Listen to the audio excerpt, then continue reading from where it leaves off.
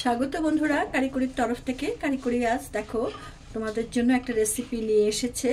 তোমরা দেখেই বুঝতে পারছো এটা বাটা মাছ, একদম কচি ছোট ছোট টাটকা বাটা। এই বাটা মাছটা আমি খুব হালকা পাতলা ভাবে, এই এখন যে সময় এই ফাল্গুন চৈত্র এই মাসে একটু হালকা পাতলা খাবার খেলে সবারই শরীরটা ভালো থাকে, তাই এটাকে আমি হালকা পাতলা ভাবে আজকে রান্না করছি, সেটাই আমি তোমাদের সঙ্গে শেয়ার করছি।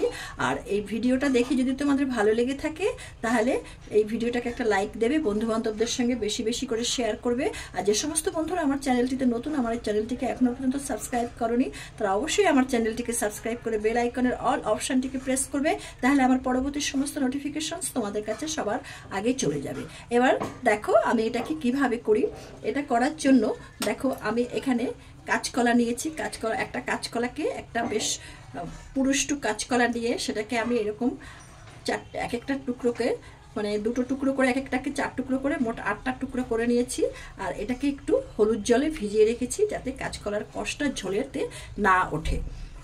আর এখানে নিয়েছি দেখো কিছুটা সজনে ডাঁটা। এখানে আমি দুটো সজনে ডাঁটা, একদম কচি সজনে ডাঁটা কেটে নিয়েছি, কেটে ভালো করে ধুয়ে নিয়েছি। গ্যাসটা ধরিয়ে দিয়ে একটা প্যান বসিয়ে দিয়েছি, তার মধ্যে আমি 2 টেবিল চামচ সর্ষের তেল দিয়ে দিয়েছি। আমার সর্ষের তেলটা এখন একটু গরম হবে।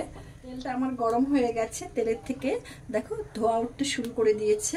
এবার এর মধ্যে আমি এই মাছগুলো একে একে দিয়ে এগুলোকে হালকা করে ভেজে নিচ্ছি।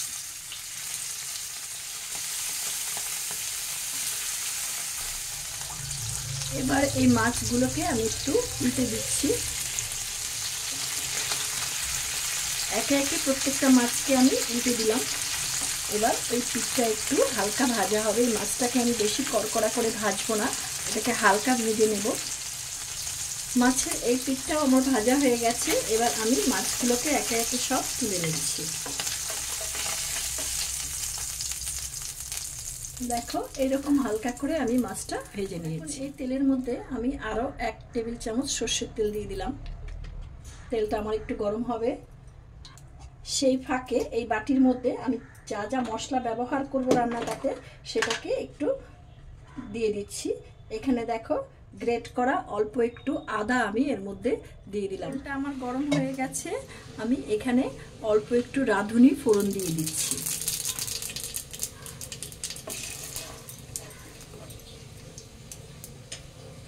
দেখো এখানে আমি 1 চা চামচ হলুদ গুঁড়ো নিয়েছি, 1 চা চামচ ধনে জিরে গুঁড়ো মেশানো নিয়েছি, আর 1 চা চামচ লাল লঙ্কার গুঁড়ো নিয়েছি, আর নিয়েছি একটু আদা গ্রেট করা। এটাকে জল দিয়ে ভালো করে মিশিয়ে নিলাম। আমি এর মধ্যে দিয়ে দিচ্ছি, তার সাথে দিয়ে দিচ্ছি এই কাঁচকলা আর সজনে ডাঁটাগুলো। একসঙ্গে আমার মশলাটাও কষানো হবে, কাঁচকলা আর সজনে ডাঁটাটাও এর সঙ্গে কষানো হবে, আর বেশ নরমও হয়ে যাবে। মশলার বাটিটা ধুয়ে একটু জল আমি এর মধ্যে দিয়ে দিলাম। এখন এতে 1 চা চামচ লবণ দিয়ে দিচ্ছি।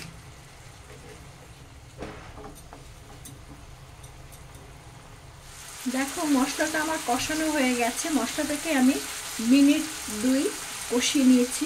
একটা কাঁচা লঙ্কাকে আমি ভেঙে এর মধ্যে দিয়ে দিলাম। কাঁচা লঙ্কাটা তোমরা ইচ্ছে করে নাও দিতে পারো। মশলা থেকে তেল বেরিয়ে গেছে, তার মানে মশলাটা আমার কষানো হয়ে গেছে। এখন এর মধ্যে আমি পরিমাণ মতো জল দিয়ে দিচ্ছি। ঝোলটা তোমরা যে যেরকম খাবে সেই রকম পরিমাণে জলটা দেবে। ঝোলটা আমার একটু মিনিট 2-3 ফুটবে।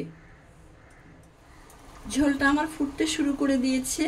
এবার এই ভাজা মাছগুলো আমি এর মধ্যে ঝোলের মধ্যে দিয়ে দিচ্ছি। এবার এই অবস্থায় মাছটাকে আমি 4 থেকে 5 মিনিট ফোটাবো। এটা খেতে খুব টেস্টি হয়, তোমরা একবার করে খেও। না করে খেলে বোঝা যায় না যে কোন জিনিসটা কিরকম টেস্ট হয়।